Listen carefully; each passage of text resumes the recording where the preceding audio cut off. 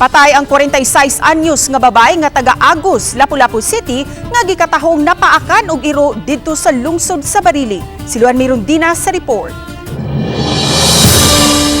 Sa death certificate sa naasoy ginang napatik nga rabies infection ang hinungdan sa kamatayon niini.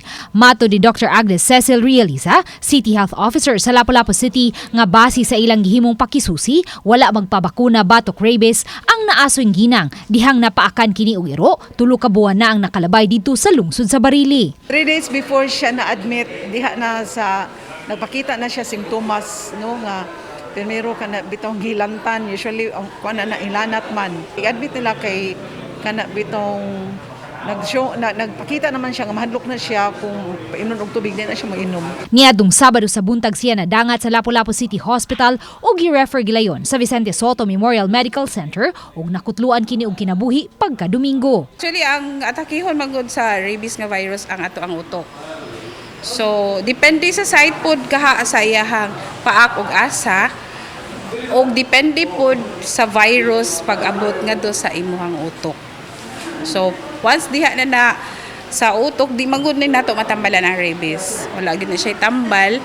Ang ato lang gihatag kani ato ang mga anti-rabies vaccine is protection lang yun and prevention nga dili ka magka-rabies. Kay makatakod ang rabies, gidapatan gilayon sa mga taga-Animal Bites Center ang 8 ka mga kabanay sa mga biktima nga pulos usab mga taga-Barangay Agus ug bakuna batok rabies. Pipila sa mga sintomas sa rabies mao ang hilanat, pagpangapoy sa lawas, pagpanakit ug pagpangatol sa parte sa lawas nga napaakan sa iro ug iring ug pagpanakit sa ulo. Ingon pod sa iyahang pagumangkon nga namatay daw ang iro within kadtong 14 days. Matod sa nurse coordinator sa Animal Bites Center sa Lapu-Lapu City, May Tipait, nga nakig-alayo na sila sa taga-Provincial Health Office aron masubay ang naasoy kaso sa rabies sa lungsod sa Barili.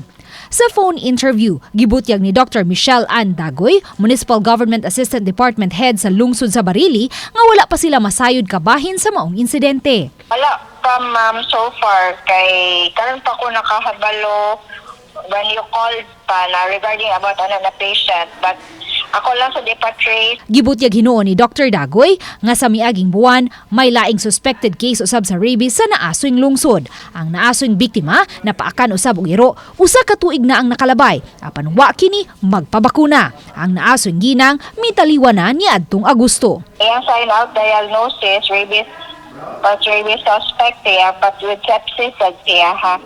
Kay wala man mi like katong diagnostic jud.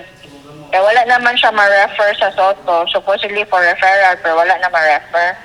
Kaya ni-expire man ang patient.